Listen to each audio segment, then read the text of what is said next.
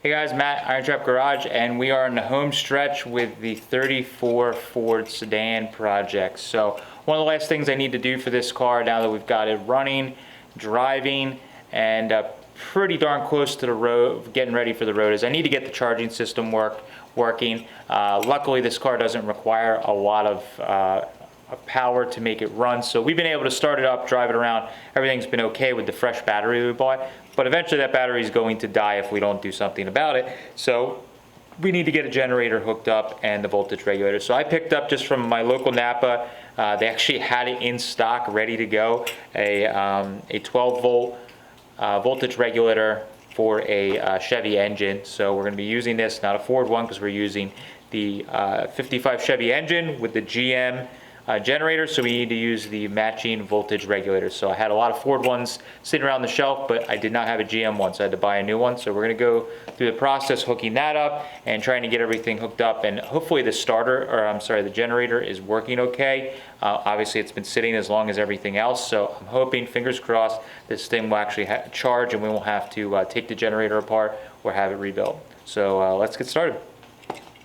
Alright, so I referred back to some of my old photos that I have of the car. Barry's family, actually, after he passed, sent me a bunch of photos that were in his collection of the car when Barry was taking it to shows, and there is this great photo at a car show with the hood open like this. You can see the side of the cow, and there is, you can see just poking out was the voltage regulator. Now they had a chrome one. I'm going to have to find a chrome cover for this at some point, but this one will work for now. And I'm looking here at the holes. When I initially looked, I was kind of looking around before I got my old photos out. It looked like there were some holes here, but they just seemed like an odd spot to put it right on the X in the firewall, and the holes seemed really small, so I kind of discounted them. And then I looked at the photo, and here we hold it up, and it lines right up with the holes there. So kind of a odd spot in my opinion to put it, but that's where he had it. The holes are already there, so I'm gonna kind of keep with that. I could punch some holes, and I mean, really, if it was me, I'd probably put it up somewhere like this. That seems a little better, but since that's where they had it, we're gonna live with those holes. So I'm gonna get the little rubber grommets to go in here, get this thing mounted up, and then we can start running our wires for our battery, armature field, all that, and see if we can get this thing charging.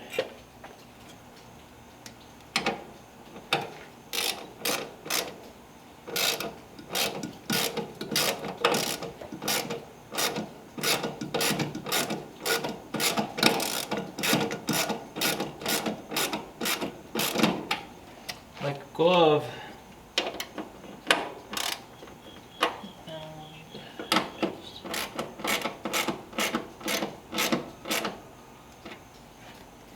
Good.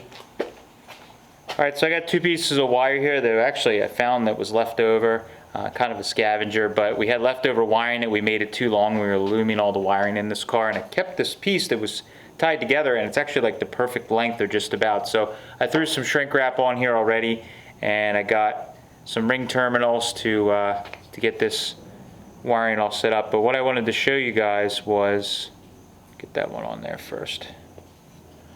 So this Eastwood Crimperite crimper is really nice. It's color coordinated on the jaws here, and it's ratcheting, so it actually makes it pretty darn nice when you're doing this wiring here.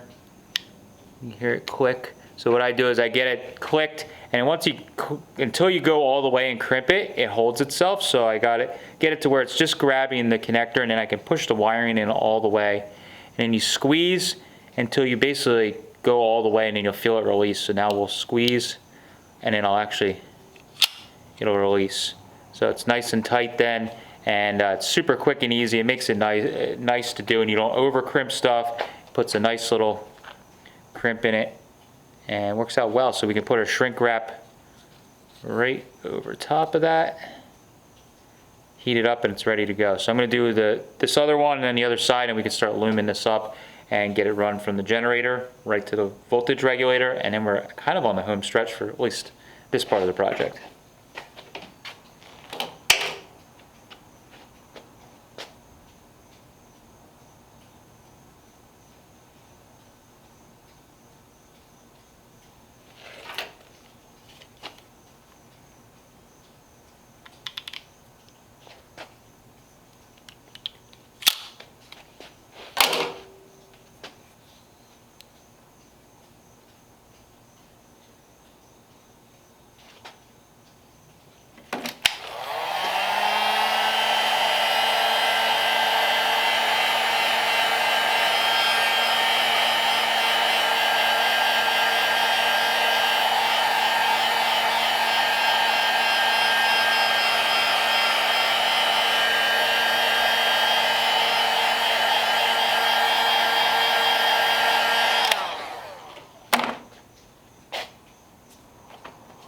All right, so I got this little harness here all crimped up and shrink wrap on it. Everything's ready to go and connect to both the generator and then also the voltage regulator. I wanted to show you guys this cool, as I've been doing some of the wiring on this card and buttoning everything up, I was looking for a good way. A lot of times I wrap it and cloth tape the wiring to kind of keep it looking old, and that doesn't always work the best, or you use a ton of rolls of tape and then when you had to cut it apart it's a pain in the butt. So I found this actually on Amazon, just searching around. It's actually cloth wire loom, and the corrugated stuff just looks very crappy and kind of fast and furious, not so good. This stuff's kind of neat. It's actually cloth, and it's like cloth loom that kind of the way they make it, it wraps together and it unravels, so you can put it in a harness. So for something like this that is obviously going to be laying across the engine as we loom it, it's nice to have something that kind of looks subdued. Now again, if you're trying to win an award from Rodder's Journal for the most period correct car, this isn't it. This isn't going to do it, but it's a good subtle way to do it. I'm not trying to impress anybody. I just don't want things to stand out in the engine bay that look like it would have been done by Vin Diesel on his car in Fast and Furious. So anyways, so I'm going to wrap this in. It's really quick and easy, and what you get is something that looks pretty subdued. And as soon as it gets in the car, it's not like really shiny. It just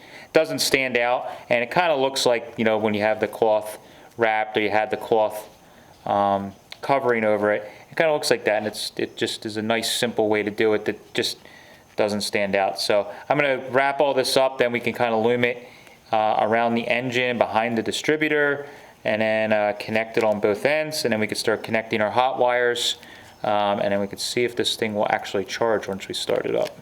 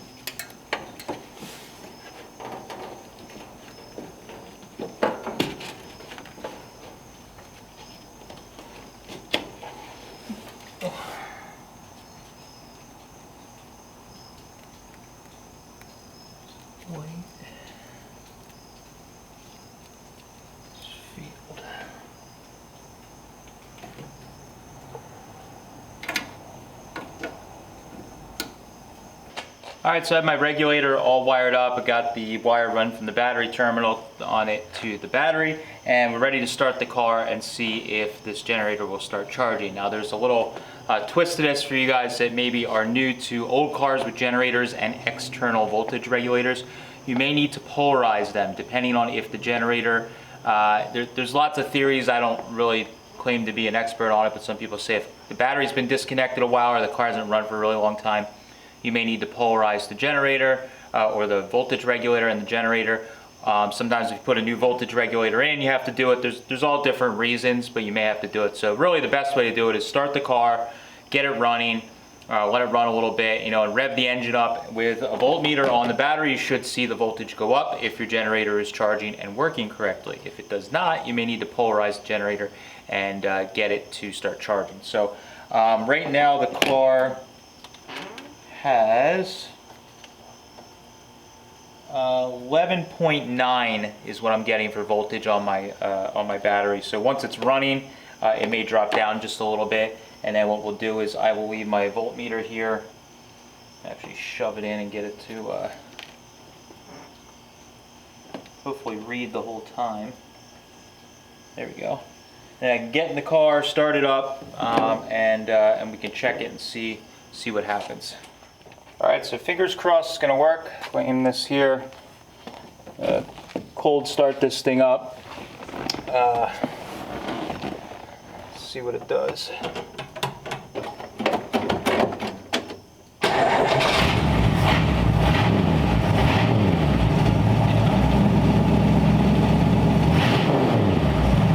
There we go. So we didn't need to polarize the generator because you can see it's going up.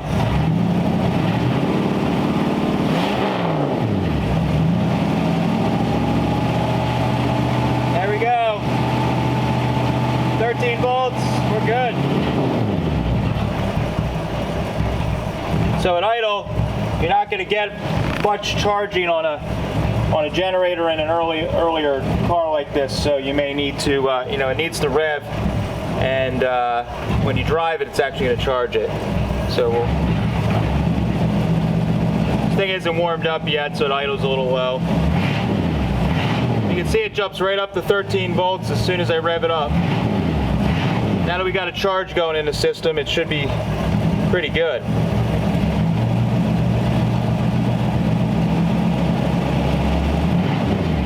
Cool. Okay, so if we did have to polarize this, I was actually kind of hoping that we would have to, just so I could show you guys the process, but hey, sometimes you get lucky and you save yourself a step. This car's been pretty easy on me, so I'm very thankful. Barry is probably looking over me and said, let me make this easy. But we got the voltage regulator hooked up, and if you need to polarize the generator or with the regulator, there's two different ways to do it, basically. Two common ways to do it, at least with this early hot rodding stuff.